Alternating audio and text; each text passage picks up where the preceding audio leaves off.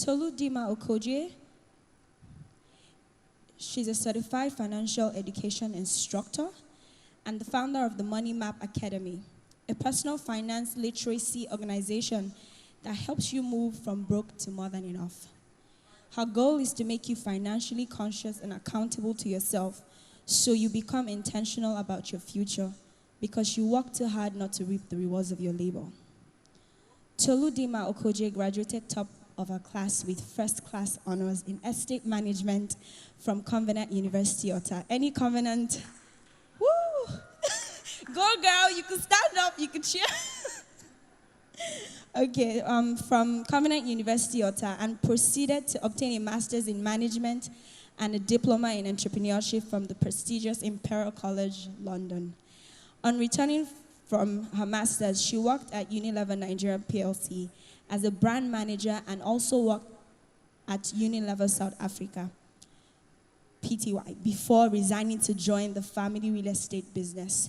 She's happily married with 2 children. Please, can we all clap for her? She comes up to share her wealth of knowledge. It's not easy, guys. Please.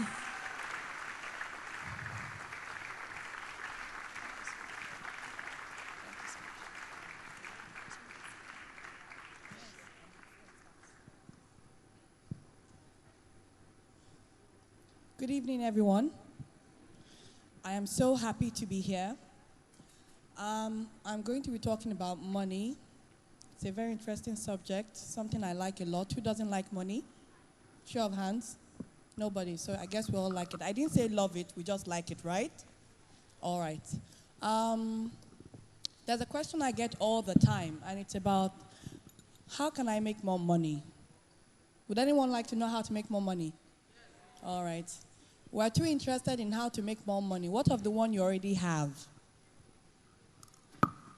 Was there a time when you earned less than what you already have? Before the last promotion, the last change of job, what happened then? That money that was not enough, is it now enough? So what happened? What happened? Is there a chance that you get a whole lot more, and the same way that money disappeared, it's going to happen again? There's a chance, right? Then it means something is wrong. What is your relationship with money? How do you react to money? How do you respond to money? What is your attitude to money? All right then. So your attitude to money, is it? Money is not my responsibility. Is that up on screen? It's someone else's responsibility. Your parents, the workplace, they'll have it all figured out. Or are you thinking the future is far away, you want to enjoy your life now? I'm sure some of us can think of our parents, some people we work with, and they're about to retire. Or worse still, they've lost their job, working 20 years. And they have little to show for it. I'm sure they were thinking not too long ago that they're young and they have a lot of time as well. Do we know anyone with that kind of story? I'm sure we do, right? We think sometimes that money is evil. I think I'm going to get up now. We think sometimes that money is evil and you want to have nothing to do with it. Somehow we've been brainwashed to think that money is not a good thing. But it's actually how you respond to money that's not good. So if you're a bad person, $1 million becomes evil money. Does that make sense? Does that make sense? But if you're a good person, then you're likely to do good things with money. Is that correct? So a lot of times, the relationships we have with money is what is not correct. So I'm hoping today that I'm going to share with you a few things that will help change how we respond to money. In fact, the correct phrase should be, how do you respond to money as opposed to how do you react to money? It's like, I think Pastor said this last Sunday, where he said how, someone slaps you and you choose how you decide to respond. Are you going to react and say, no, I must give you back? That means that person is controlling you, right? But if you decide, I'm not going to react, what should I be doing in my best interest? That is exactly how we need to be thinking about money. Otherwise, just like I said earlier, you're going to keep getting more money and you're going to keep finding yourself in that rat race, wondering when you're ever going to get out. Okay, next slide. Your lifestyle is the result of your money behavior. Your lifestyle is a result of your money behavior. What does this mean? It's basically what I've just said. It's either you're in control of money or money is in control of you. I have a little diagram here I want to share with us. I call it the money behavior quotient. I'll describe this very quickly. I believe a lot of us here are making money because if we're not earning money, we can't even start having a discussion of what to do with money. So for those of us who are making money, what do you do with your money? Are you saving money, this right end here, or are you spending money? Are you multiplying your money, or are you diminishing, losing the value of your money? These four things actually give life to the type of lifestyle that some of us might be living. Some of us are saving money, but we're scared.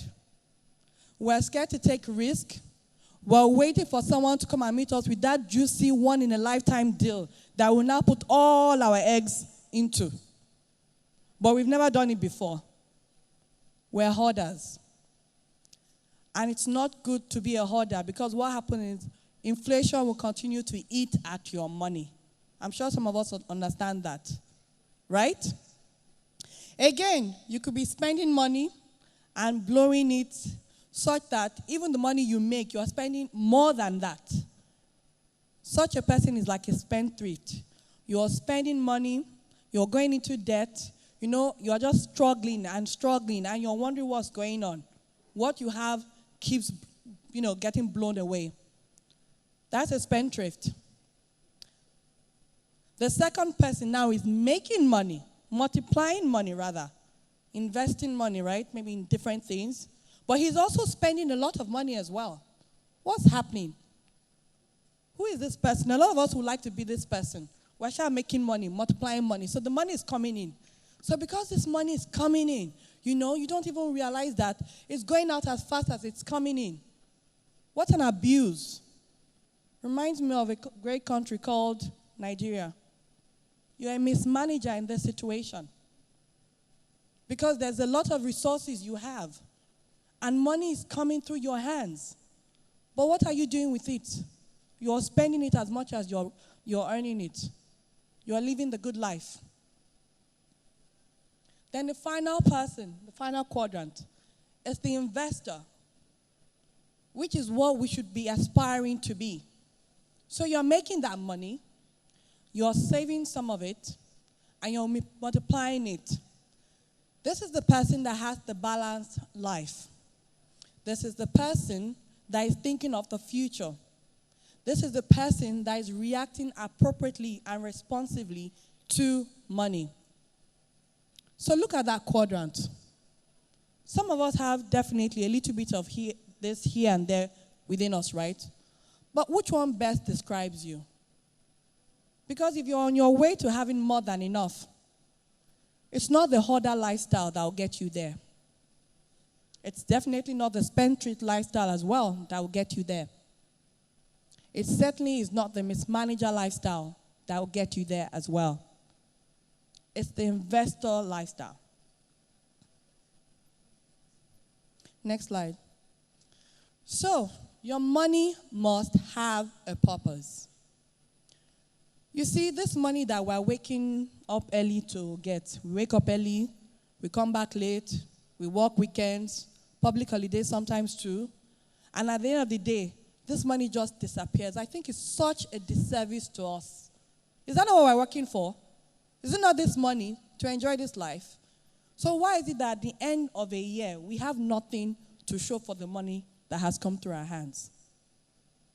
Some of us are already millionaires. We don't know it. It's just that we spent it. We didn't keep it. We are millionaires already. But if you keep talking about how you have expenses, who does not have expenses? I keep saying to someone, if you think there's a billionaire out there, and because he's a billionaire, he's going to buy 2 properties or 2 things, $500 million, and sits down, he's broke already again if he's not careful. Because sometimes you are waiting to have that too much money that you stop, worrying about money, which is possible. But even those who have money, guess what? They think before they spend that money. A lot of us are not putting a lot of thought into what we're doing with our money. So how do you decide on the purpose for your money? That takes us to the money maximizer. The biggest thing for me is you need to clarify what it is you want to do with your money. It's very easy for you to say, Lagbaja does this, I want to be like Lagbaja. But you don't know what is motivating Mr. Lagbaja. You don't know where he's coming from. You don't know what he's inherited. You don't know the effort he's made to learn certain skills so he's better at what he's doing. You're just looking at him from the outside and thinking, I can do this too. You need to be careful. What do you want? Why do you want it? That's the first step in my money maximizer system in terms of helping you decide what to do with your money. The second step is understanding the gap between where you are and where you want to be. Because there is a gap. Can we agree to that? There is a gap. So how do you bridge that gap? Sometimes we just have this lofty dream. It's not really a goal. And then just hearing it, we're discouraged. So we don't even write out what we think we might need to achieve it. So that's what we're talking about in this step. The very next step now is, how do we bridge that gap? What are the things you can do? For some of us, it's actually getting a mentor. For some of us, it's taking a course. For some of us, it's investing in ourselves. That is getting knowledge. For some of us, it's changing jobs. For some of us, it's going for masters. Whatever it is, depending on what it is for you, you should then decide what are the things you can now do to bridge the gap between where you want to be and where you are now. It's systematic sometimes. It doesn't have to be like a brainwave. Then the next thing now is you need to build an action plan. Because sometimes it's all in our head. But you've not actually written out an action plan. On the 1st of June, I will do X every day for the next 30 days. And once I have achieved Y, then I will move to Z. That's an action plan, is it not? Do you have an action plan for your money? The last thing, you should implement. Too many of us have this booklet, journals. January 1st journal, New Year journal, mid-year journal, I don't know. What have you done with what you wrote inside that book? When are you going to implement? Who is keeping you accountable to implement? Who is checking up on you? Who have you made responsible for, saying, hey, you said you were going to do this. Where is it? Because life will pass us by. We're single now. We're young now. Life is still far away. Let me enjoy my life now. It's going to come like a thief in the night and you're going to have white beer. What then? What then? 2017 is halfway through. What are you going to do? Next slide. I had a lot of things I wanted to talk to. I kept asking people, what do you want to hear? What do you want to hear? Too many of us have probably heard about emergency funds. We've heard about, so many things. And I really didn't want to go into stuff that, you've probably been seeing and reading and all that. But I really wanted to talk to the heart of who you are with your money. We also need to be very careful with that illustration, the money behavior quotient, because it's not a tool for you to go and start judging and saying, oh, you are a spendthrift. You are a hoarder. They talked about you in church today. Or you are this and that. No. Because sometimes you don't know what that person is doing. That person that you might be calling a hoarder might actually be an investor. Someone who knows what they are doing with money. They decided that 10% is going into their investment account. But that's the 10% you are saying you want them to use to help you buy something. So be careful before you start pointing fingers. It's supposed to be a self-evaluation tool for yourself. So who are you? What are you going to do about it today?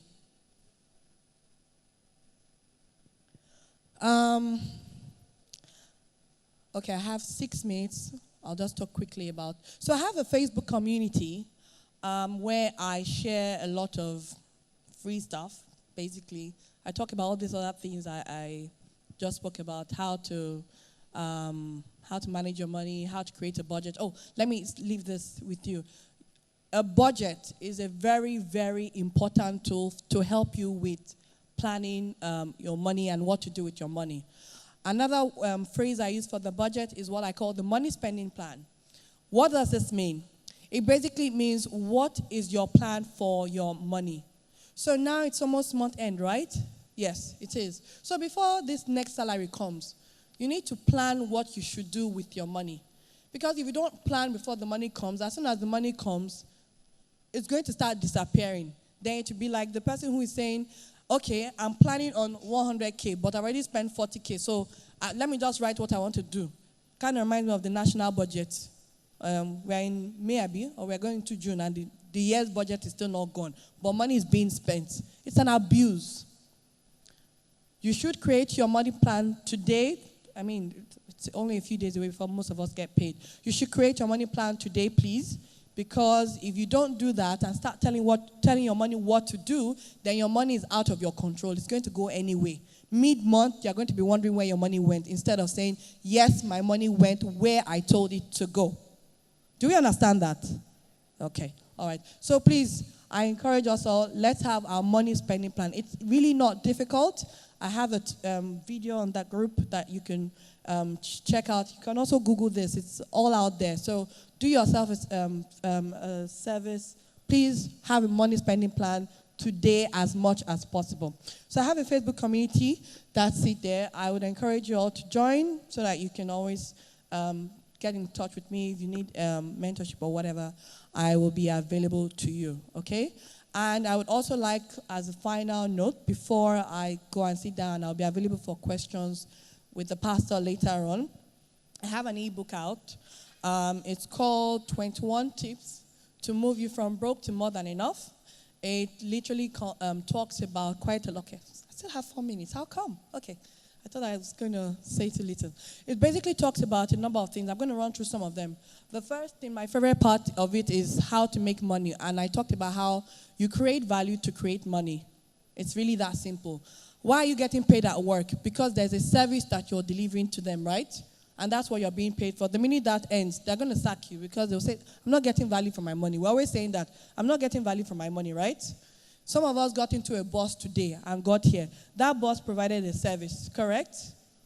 Okay, so some of us too bought water before we got in here because we're thirsty. Water is quenching your thirst, and you paid money for that, right? So when you are looking for money, look around you. What service or product can you offer to meet someone's needs? That's tip number one. What service can you offer? I had a similar situation. I just saw there was a gap in my estate. No one was selling water. Everyone was running to the next estate. And I said, okay, I'm going to set up a water delivery business in this estate. That's simple.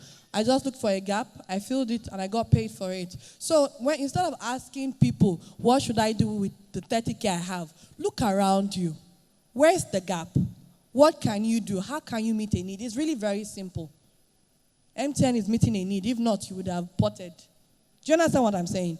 So the book really talks about different things on how you can start reorientating your mind about money and basically get you out of thinking like a broke person to start thinking like someone who should have and will have more than enough. So with these few words of mine, I hope I have been able to shock you, because that was the intent, and get you thinking intentionally about your money, because for me is you work too hard not to reap the rewards of your labor. Thank you.